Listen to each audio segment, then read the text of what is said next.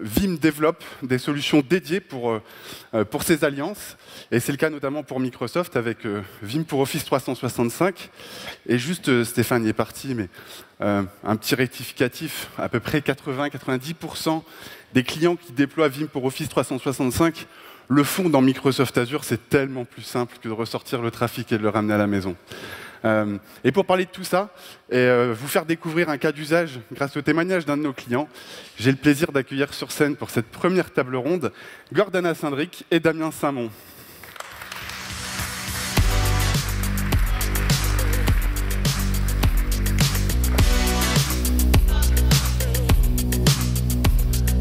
Installez-vous.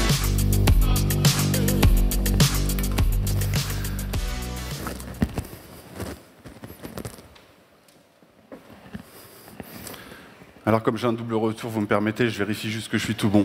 Ça va, j'ai compris. Alors vous connaissez les règles, merci d'avoir accepté cette invitation. On a un timer qui est là, on a 15 minutes, 3 jokers, le 50-50, l'appel à un ami et le vote du public. On y va? Je vais en abuser. Donc bonjour à tous, merci pour l'invitation. Merci Gordana. Donc Gordana, tu es responsable commercial Azure chez Microsoft. On a beaucoup parlé depuis tout à l'heure d'hybrid cloud, de multi-cloud. Ça fait bien longtemps que Microsoft a pris ce virage. Est-ce que tu peux nous parler justement de la stratégie de Microsoft sur le sujet? Oui, bien sûr. Donc Microsoft, en fait, s'est doté d'une mission qui est d'aider nos clients et les gens en général à travers le monde de réaliser leur potentiel, de réaliser leurs ambitions. Et cette mission, elle est en fait le fil directeur de la stratégie Microsoft, et on verra que le cloud a une importance quand même relative dans ce dispositif. Donc la mission de Microsoft, elle s'accompagne en fait de 3 ambitions. La première des ambitions, c'est d'accompagner la transformation digitale des organisations, de nos clients, mais aussi de nos partenaires, grâce à l'utilisation des clouds Microsoft. Donc Microsoft voit la transformation digitale sous 4 piliers, que je ne vais pas détailler ici par manque de temps, et propose bien évidemment l'ensemble du socle technologique qui va servir tout ou partie effectivement de ces piliers. La deuxième ambition que sert Microsoft, c'est effectivement de mettre l'intelligence artificielle, et on a beaucoup parlé dans les présentations précédentes, au cœur de l'humain. Qu'est-ce que ça veut dire? Ça va passer par infuser de l'intelligence artificielle dans les solutions et les services que l'on développe. Ça va aussi être développer des solutions intelligentes. On parle là en l'occurrence d'assistants personnels par exemple, de systèmes de traduction instantanée, mais le plus important pour nous, ça va être de fournir ces technologies à notre écosystème, donc à nos partenaires, aux ISV, à toute organisation qui en fait réutilisera tout cela pour concevoir en fait les produits et les solutions de demain. La troisième ambition que sert Microsoft, c'est aussi de développer en fait des machines interactives qui vont être effectivement plus personnalisées. Et là, je fais référence à la réalité mixte. Et on sait ô combien la réalité mixte peut servir en fait les différents métiers, les différents business, et va permettre aussi de développer davantage d'efficacité, mais aussi de servir l'innovation. Donc, quand je regarde en fait cette mission, elle est effectivement dotée d'un certain nombre d'ambitions. Elle est destinée en fait à s'inscrire dans la durée avec des engagements extrêmement forts, et notamment des engagements en termes d'ouverture et de confiance. Donc par rapport effectivement à l'ouverture, l'important c'est de comprendre que Microsoft n'est pas cantonné à du Microsoft. Microsoft est une plateforme ouverte, et ce que l'on cherche à faire, c'est effectivement un maximum d'interopérabilité. Je vais prendre un exemple tout simple. On a parlé d'Office 365 qui est compatible avec tout système d'exploitation, que ce soit du Windows, de l'iOS, de l'Android, et sur tout type de support, donc tablette, ordinateur, téléphone, etc.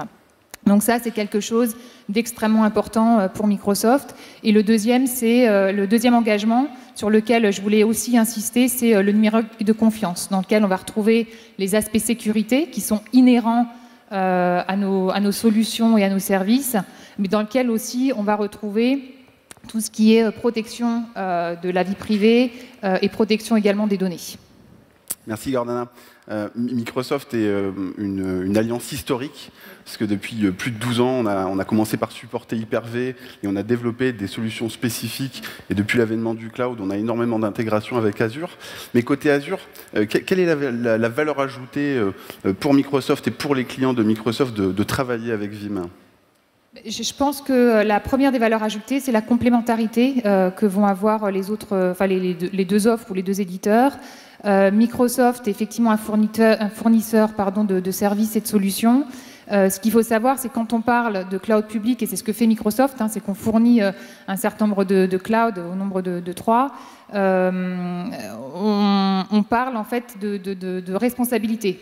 Et le cloud public, c'est de la responsabilité partagée. C'est-à-dire que Microsoft va avoir une part de responsabilité, les clients vont avoir des parts de responsabilité, et on ne pourra pas répondre à l'ensemble des attentes. Donc la stratégie qu'on a trouvée effectivement avec Vim, c'est de complémenter des besoins. On les a revus dans les présentations qui ont précédé en termes de sauvegarde, en termes de backup, etc. Mais il y a 3 cas d'usage que l'on retient et sur lesquels on travaille avec nombre de nos clients, et on en aura un témoignage dans quelques instants, qui sont effectivement comment protéger de manière consistante les données, où qu'elles soient, cette donnée, donc que ce soit chez Microsoft ou ailleurs. Le deuxième cas d'usage sur lequel on travaille aussi de manière très importante, c'est le fait d'externaliser les sauvegardes, et de préférence bien évidemment vers le cloud Microsoft Azure. Et le troisième axe sur lequel on travaille, c'est la rétention des données, et la rétention des données sur du long terme. Je complémenterai juste sur le fait qu'un gros différenciateur aussi, ça va être l'écosystème de partenaires. Ça a été cité aussi tout à l'heure, Microsoft et Vim. Je pense que vous êtes un certain nombre dans la salle, donc merci pour votre engagement, pour l'intérêt que vous portez effectivement aux solutions, les compétences que vous pouvez aussi, l'expertise que vous pouvez apporter, parce que vous êtes un vrai différenciateur aussi par rapport à l'accompagnement qu'on peut donner à nos clients communs. Merci Gordana. Effectivement, dans les use cases, dans les cas d'usage qu'on peut avoir ensemble, on a évoqué tout à l'heure l'externalisation des sauvegardes avec une grosse annonce, la capacité dans la règle du 3-2-1 d'externaliser dans le blob. Et je sais, Damien Saint-Mon, que c'est quelque chose qui vous réjouit. Merci Damien d'avoir accepté notre invitation. Vous êtes responsable des infrastructures système chez BIC. Je pense qu'à peu près tout le monde dans la salle connaît BIC, mais est-ce que, voilà, en quelques mots, vous pouvez à la fois nous replanter le contexte qui est BIC dans le monde et ce que vous faites au sein de l'entreprise? D'accord. BIC, c'est une société qui existe depuis l'après-guerre, donc qui est très connue pour tout ce qui est les stylos, donc entre autres les stylos à billes. On agit donc sur 3 types de produits en fait. Il y a tout ce qui est la papeterie, on est aussi dans les briquets et puis on est aussi dans les rasoirs. Voilà, donc ça c'est les 3 types de produits que l'on vend. On en vend à peu près 2 milliards à travers le monde par an. BIC, c'est une société qui représente 15 000 personnes à travers le monde. On est présent dans 150 pays. Et donc, forcément, en ce qui me concerne, il y a énormément de sites en fait, à protéger. C'est ce que vous évoquiez, c'est-à-dire que vous pilotez aujourd'hui avec vos équipes combien de sites de production ou de sites divers dans le monde? C'est une quarantaine, c'est ça si je... Voilà, donc en fait, il y a une 50aine de sites à travers le monde, et me concernant, il y a une 30aine de sites en fait, à protéger. Donc c'est des sites qui se trouvent à peu près sur tous les continents, excepté l'Amérique, en fait, dont je ne m'occupe pas. D'accord. Voilà. Damien, quand on a commencé à discuter ensemble, finalement, plutôt que d'être directif dans les questions que j'allais vous poser, je vous ai juste me demandé de me raconter une histoire. J'aime bien qu'on me raconte des histoires. Et j'ai adoré votre histoire parce que... est-ce que vous pouvez nous expliquer finalement ce que vous faisiez avant de lancer ce projet d'externalisation de vos sauvegardes Vim dans Microsoft Azure? Comment ça fonctionnait auparavant et quels étaient les problèmes que vous rencontriez? Alors en fait, déjà la première chose, c'est qu'en fait, il a été important de réduire l'empreinte hardware. En fait, on avait énormément de sites qui fonctionnaient avec des petites librairies à base de LTO, qui étaient gérées en fait par des gens dont ce n'était pas le métier, dans remplacement des cartouches, gestion des cartouches. Et donc, en fait, on avait des difficultés par rapport à la rotation des cartouches, au remplacement des cartouches, à la qualité du backup. Et donc, on s'est dit, l'idée, c'est de... Oui. On s'est dit, donc, en fait, il va falloir qu'on arrête, en fait, de fonctionner avec ce type de matériel. Et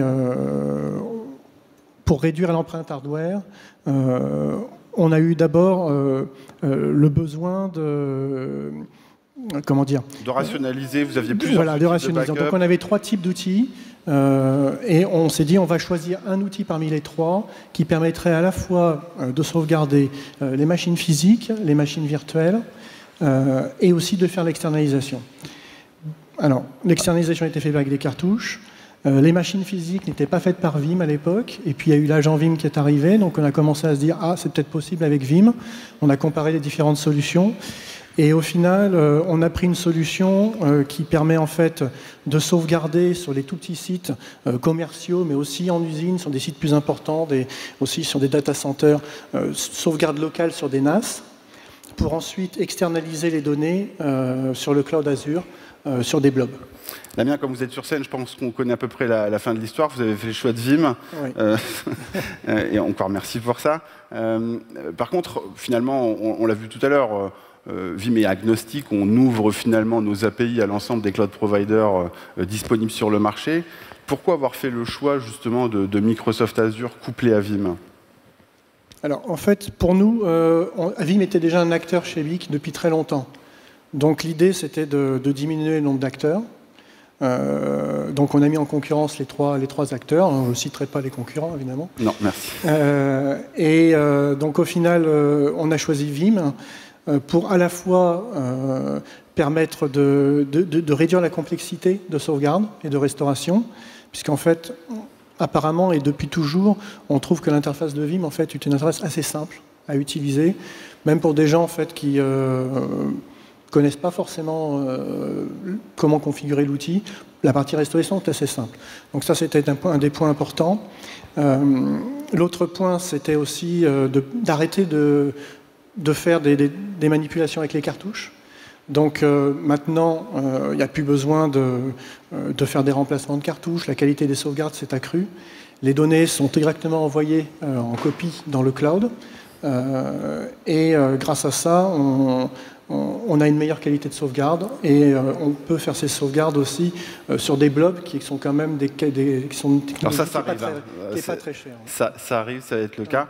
Et je ne sais pas, je pense que Jean est dans la salle, on va quand même faire un peu de business. La dernière chose qui vous manque, on a déjà évoqué ensemble, c'est VimOne, qui va vous permettre de superviser et tous les matins de recevoir un rapport pour vous dire voilà, mes 40 sauvegardes dans le monde se sont bien faites. Et en plus, on les a testées. Elles sont dans Microsoft Azure, elles ont été testées. Merci Damien pour ce témoignage. Je sais que c'est en cours de déploiement, que tout n'est pas terminé. C'était un projet qui était aussi piloté depuis la direction.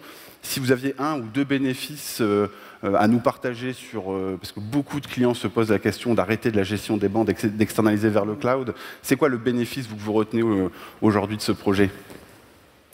On a pu se poser la question de combien de temps on veut faire de la rétention de sauvegarde, par exemple.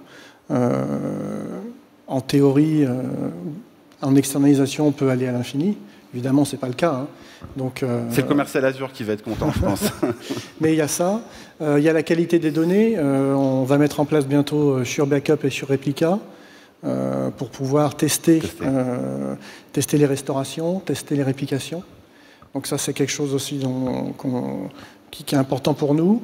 Avoir un unique outil, c'est quand même beaucoup plus simple que de gérer avec 3 outils comme on avait. Et puis surtout, on le déploie partout dans le monde, c'est quand même plus facile à gérer de cette façon-là. Parfait. Merci beaucoup Damien. Merci Gordana. On te retrouve avec les équipes dans moins de 30 minutes parce on gère bien notre timing et merci pour ça. Vous avez un très grand stand, on ne peut pas le rater, vous êtes les premiers dès qu'on rentre. Merci pour votre participation et on se retrouve tout à l'heure. Merci. À vous.